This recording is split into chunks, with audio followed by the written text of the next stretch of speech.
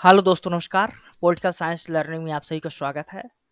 हम लोग UGC net political science के प्रीवियस ईयर्स के क्वेश्चन सॉल्व कर रहे हैं, जिसमें आज हम लोग वेस्टर्न पॉलिटिकल थॉट के पीवाईक्यू सॉल्व करेंगे। ये हमारा वेस्टर्न पॉलिटिकल थॉट के पीवाईक्यू का पार्ट 5 वीडियो है। पार्ट 1 से लेके पार्ट 4 तक की वीडियो हमारे चैनल में अपलोड है। उसको आप लोग जाकर हमारे प्लेलिस्ट में देख सकते हैं।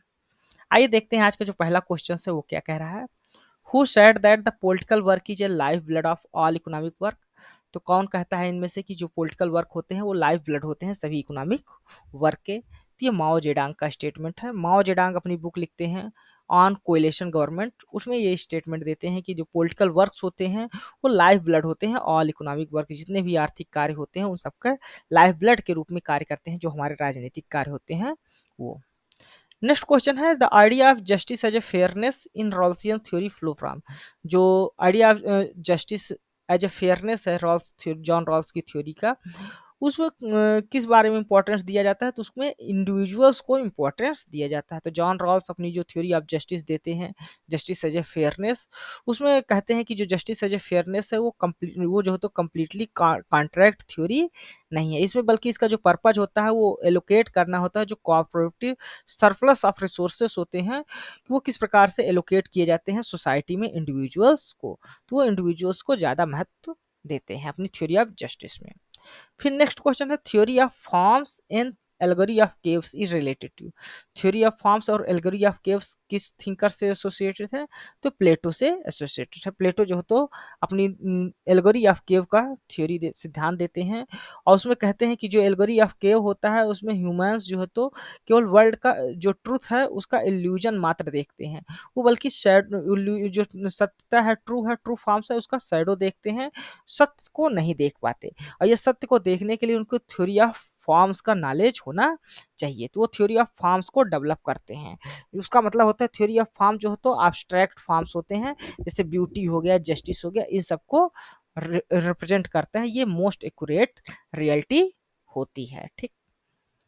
नेक्स्ट क्वेश्चन है distributive justice is mainly concern with distribution of honours और वेल्थ। Who said. तो इसने किसने इनमें से कौन से थिंकर हैं जिन्होंने कहा था कि जो डिस्ट्रीब्यूटिव जस्टिस होती है उसमें डिस्ट्रीब्यूशन होता है ऑनर्स और वेल्थ का, ऑनर और वेल्थ के डिस्ट्रीब्यूशन से ही मेनली कंसर्न होता है डिस्ट्रीब्यूटिव जस्टिस। तो ये एरिस्टोटल्स का स्टेटमेंट है। ठीक है, याद रखिएगा अरिस्टोटल अपनी थ्योरी ऑफ जो जस्टिस देते हैं उसमें डिस्ट्रीब्यूटिव जस्टिस के बारे में बात करते हुए कहते हैं कि जो डिस्ट्रीब्यूशन होता है वो मेनली ऑनर्स और वेल्थ का होता है। ठीक ना। तो फोकस करते हैं कि जो रिसोर्सेस है, ऑनर्स है, वो कम्युनिटी में उनका जस्ट डिस्ट्रीब्यूशन होना चाहिए, और वो फोकस करते हैं कि जो इंडिविजुअल्स का कंट्रीब्यूशन है और वर्थ है उसके मेरिट और प्रोपोर्शनेट ही कोई भी डिस्ट्रीब्यूशन, रिसोर्सेस का डिस्ट्रीब्यूशन और ऑनर्स का डिस्ट्रीब्यूशन समाज में होना चाहिए, ताकि वहां पर कोई भी किसी प्रकार का रिवोल्यूशन ना हो। नेक्स्ट क्वेश्चन है who had condemned the utilitarianism in his theory of justice. तो इसमें किस थिंकर ने जो है तो अपनी थ्योरी ऑफ जस्टिस में यूटिलिटेरियन यानी उपयोगितावाद को कंडेम्ड किया है, उसको क्रिटिसाइज किया है। तो जॉन रॉस जो है तो कंडेम्ड करते हैं यूटिलिटेरियन थ्योरी यानी उपयोगितावाद को। जॉन रॉस जो है तो उपयोगितावाद के जो सिद्धांत है, फिलॉसफी है, उसको अपनी थ्योरी ऑफ जस्टिस में क्रिटिसाइज करते हुए कहते हैं कि इसमें जो है तो इंडिविजुअल्स के इंटरेस्ट को सप्रेस कर दिया जाता है larger good for of society के लिए। तो जॉन रॉस जो है तो कंसर्न है कि इंडिविजुअल्स की जो इफिशियंसी है, इंडिविजुअल्स को जो है तो इंटरेस्ट है उसको ज़्यादा प्रायोरिटी देना चाहिए। वो कहते हैं कि इंश्योर किया जाना चाहिए जस्टिस को, सबसे पहले जस्टिस को इंश्योर किया जाना चाहिए, ना कि ग्रेटर इफिशियंसी को। ठीक ना। तो जस्ट डिस्ट्रीब्यूशन ऑफ यूटिलिटीज की लेकर भी कंसीडर करते हैं, जो क्रिटिसाइज करते हैं यूटिलिटेरियन फिलॉसफी है उसको। नेक्स्ट क्वेश्चन है which among the following is a full title of the book written by Mary Wollstonecraft. तो मैरी वोल्स्टनक्रॉफ्ट के द्वारा जो बुक लिखी गई है उनमें उसका जो तो फुल टाइटल कौन सा सही होगा, तो ये सेकंड नंबर आपका option, A vindication of right of women with strictures of political and moral subject. ये जो है तो इनकी बुक का फुल फॉर्म्स है। तो याद रखिएगा इनकी जो बुक है right a vindication of right of women's with strictures on political and moral subject, ये जो है तो मैरी वोल्स्टनक्रॉफ्ट के द्वारा 1792 में लिखी गई थी। नेक्स्ट क्वेश्चन है who had differentiate between natural and conventional equality. तो नेचुरल और कन्वेंशनल इक्वलिटीज में कौन डिफरेंस बताता है, तो वो जीन जाक रूसो बताते हैं। तो जीन जाक रूसो दो तरह की इनइक्वालिटीज की बात करते हैं, एक नेचुरल होती है, एक मोरल या ट्रेडिशनल जो होती है। जो नेचुरल इनइक्वालिटीज होती है वो किसी की हेल्थ कंडीशंस की वजह से, उसकी एज की वजह से या फिजिकल फीचर्स की वजह से आ सकती है। वहीं जो दूसरी साइड है मोरल इनइक्वालिटी या ट्रेडिशनल इक्वालिटी जो होती है वो जो है तो ह्यूमंस के द्वारा या मैंस के द्वारा बनाई जाती है, क्रिएट की जाती है। नेक्स्ट क्वेश्चन है which among the following pair are correctly match. तो यहाँ पर कुछ ऑथर्स हैं, उनके जो थ्योरी है उससे संबंधित है, उसके तो आपको बताना है कि कौन किससे रिलेटेड है। जॉन रॉल्स इक्वलिटेरियन फिलोसफर है, सही है। प्लेटो जो है तो आइडलिस्ट फिलोसफर है, ये सही है। मैरी वोस्टरक्राफ्ट कम्युनिस्ट नहीं है बल्कि वो फेमिनिस्ट है। वहीं ग्रामसी जो है तो कम्युनिस्ट है, ठीक ना। तो सी और डी जो है तो आपका इनकरेक्ट है, ए और बी आपका करेक्टली मैच्ड है। तो यानी आपका करेक्ट आंसर होगा first number option A and B, ठीक ना।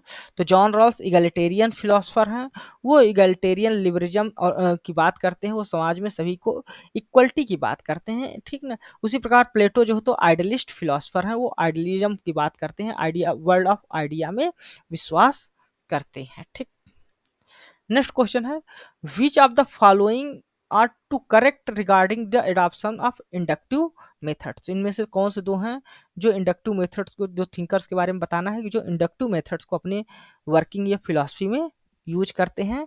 तो ये है मैकियावेली और थॉमस हॉब्स। मैकियावेली और थॉमस हॉब्स जो अपनी राइटिंग लिखते हैं या पॉलिटिकल थॉट जो देते हैं उसमें इंडक्टिव मेथोडोलॉजी का प्रयोग करते हैं। वहीं जो प्लेटो है वो डायलेक्टिकल मेथड का, डिडक्टिव मेथोडोलॉजी का प्रयोग करते हैं। यहाँ पर आपका जो करेक्ट आंसर होगा वो थर्ड नंबर ऑप्शन यानी बी और डी आपका करेक्ट होगा। तो करेक्ट हॉब्स जो है तो इंडक्टिव मेथड का यूज करते हैं, और साथ साथ मैकियावेली जो है वो भी अपने जो साइंटिफिक टेक्निक है उसमें यूनिवर्सलाइजेशन, रिडक्शन और आइडियलिज्म को कंस्ट्रक्ट करने के लिए अपना इंडक्टिव मेथड का प्रयोग करते हैं अपने राइटिंग में, ठीक।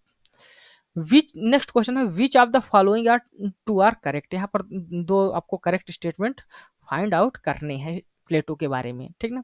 पहला है Plato laid more emphasis on duties than rights. तो ड्यूटी के ज़्यादा इम्फेसिस करते हैं, ज़्यादा अपना महत्व देते हैं ना कि राइट्स को। तो ये प्लेटो के बारे में सही है, वो इंडिविजुअल्स के ड्यूटीज पर ज़्यादा फोकस करते हैं अपनी थ्योरी ऑफ जस्टिस में। His ideal state was merely an idea not reality. तो उनका मानना था कि जो अपनी बुक रिपब्लिक में आइडियल स्टेट के बारे में बात करते हैं तो वो मानते हैं कि ये केवल एक आइडिया है, ये रियलिटी में संभव नहीं है। तो ये भी जो है तो करेक्ट स्टेटमेंट है। He was a not a feminist. तो ये स्टेटमेंट गलत है क्योंकि प्लेटो जो है तो स्त्री पुरुष यानी महिलाओं और पुरुषों दोनों की समानता के बारे में बात करते हैं। तो इस प्रकार ये स्टेटमेंट आपका गलत है।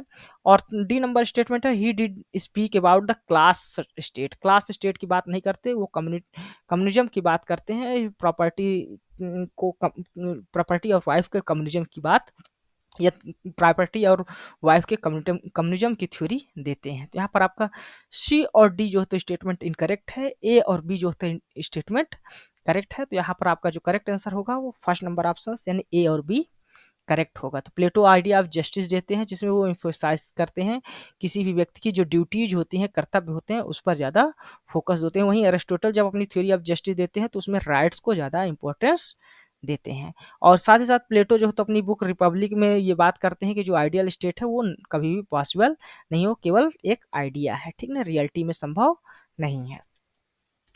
नेक्स्ट क्वेश्चन है, यहाँ पर आपको दो लिस्ट दी हुई है। एक लिस्ट में आपको थिंकर्स दिए हुए हैं और जो सेकंड लिस्ट है उसमें उनके वर्क्स दिए हुए हैं। आपको इनको करेक्टली मैच करना है। मैरी वोस्टनक्राफ्ट जो बुक लिखती हैं वो vindication of right of women लिखती हैं।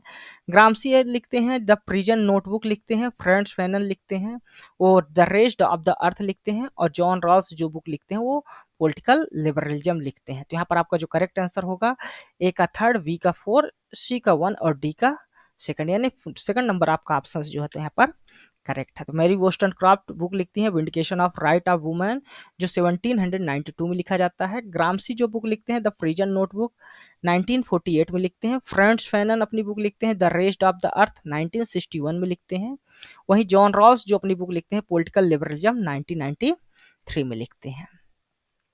नेक्स्ट क्वेश्चन है arrange these in A chronological order. यहाँ पर कुछ ऑथर्स और उनके बुक्स दी हुए हैं, तो किस ईयर्स में पब्लिश हुई है ये बुक, उनको आपको क्रोनोलॉजी ऑर्डर में लिखना है। जैसे जॉन रॉस की थ्योरी ऑफ जस्टिस जो बुक पब्लिश होती है 1971 में होती है। बेंस एंड आर एस पीटर्स की social principles and democratic state जो पब्लिश होती है 1959 में पब्लिश होती है। सुसान मोलिकर ओकिन्स और की जस्टिस जेंडर एंड फैमिली जो बुक है ये 1989 में पब्लिश होती है। और वहीं पर रूसो की जो सोशल कॉन्ट्रैक्ट बुक है वो 1762 में पब्लिश होती है। तो इस प्रकार अगर सही क्रोनोलॉजी देखें तो सबसे पहले डी आएगा, फिर बी आएगा, डी बी ए सी आपका जो करेक्ट आंसर होगा वो फर्स्ट नंबर आपका ऑप्शन करेक्ट होगा। ठीक, तो रूसो अपनी सोशल कॉन्ट्रैक्ट लिखते हैं 1762 में। Benn and R S Peter social principles and democratic state जो बुक लिखते हैं 1959 में लिखते हैं। जॉन रॉस अपनी theory of justice book publish करते हैं 1971 में। वहीं सुसान मोलर ओकिन्स जो बुक लिखते हैं जस्टिस जेंडर एंड फैमिली, ये 1989 में इनकी पब्लिश होती है। ठीक, नेक्स्ट क्वेश्चन है given below are two statement. दो स्टेटमेंट दिए हैं यहाँ पर असर्शन और रीजंस को, तो आपको पता करना है कि असर्शन रीजंस सही है कि नहीं है, और क्या रीजंस जो है तो करेक्ट एक्सप्लेनेशन है असर्शन का कि नहीं। असर्शन दिया हुआ है Aristotle was the first thinker to adopt inductive method but it was accidental. तो अरिस्टोटल जो फर्स्ट थिंकर थे उन्होंने इंडक्टिव मेथड का प्रयोग किया था, ये सही है, और ये एक्सीडेंटल थे। वो जो तो इनका कोई इंटेंशन नहीं था इस मेथड को यूज करने का। वहीं रीजंस दिया हुआ है in case of Machiavelli use of inductive method as a intentional. तो मैकियावेली भी इंडक्टिव मेथड का प्रयोग करते हैं लेकिन वो इंटेंशनली जो तो इस मेथड का यूज करते हैं, तो रीजन भी सही दिया हुआ है।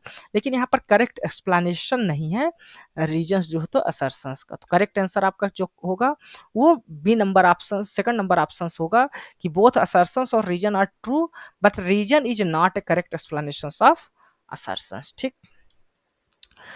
नेक्स्ट क्वेश्चन देख लेते हैं given below are two statement, one is labelled as assertion and other is labelled as reasons. यहाँ पर भी असर्शंस रीजंस का क्वेश्चन है, असर्शंस रीजंस देखना है आपको और क्या बताना है कि असर्शंस रीजंस सही है कि नहीं, और क्या रीजंस करेक्ट एक्सप्लेनेशन है असर्शन का कि नहीं। तो असर्शंस दिया हुआ है according to Plato human soul consist of three elements, reason, spirit and apatite.